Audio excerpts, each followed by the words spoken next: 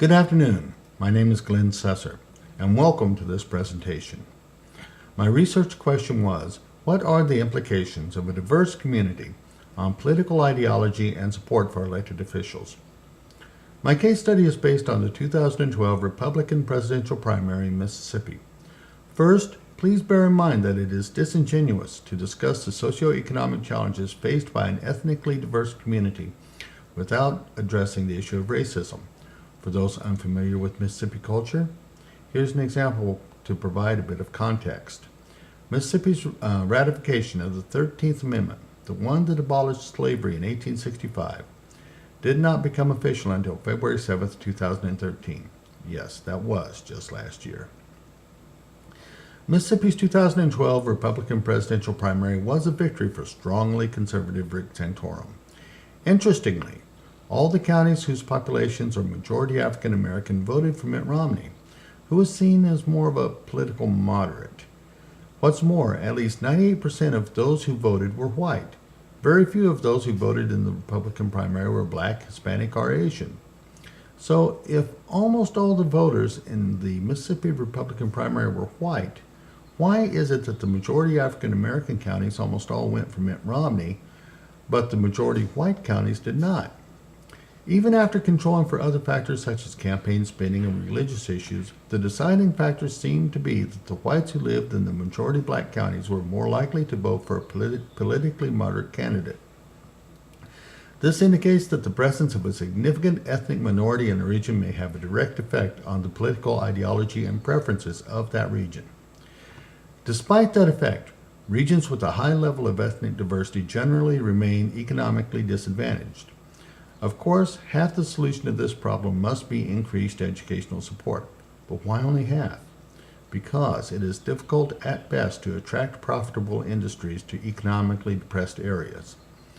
So, what's the key to building or attracting businesses? Offering tax breaks is at best simplistic. For any modern corporation must also examine the local infrastructure and conditions such as local wages, local real estate markets, state and local regulations, and much more.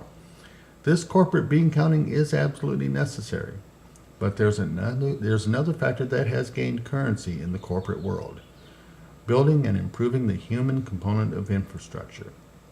This concept is referred to by many different names, such as community infrastructure planning and corporate social responsibility, but it's really not a new idea.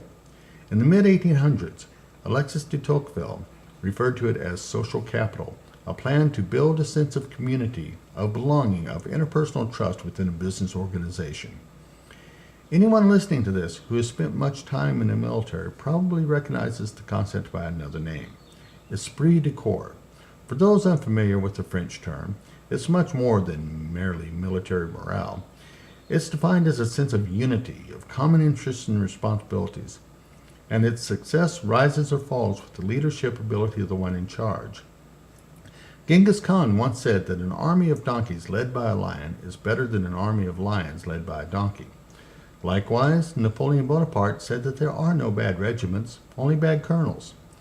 The idea of esprit de corps is as old as war itself, and is absolutely crucial to the success of any military operation.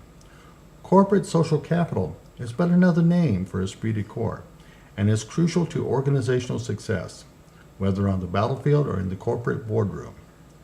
There are caveats, of course.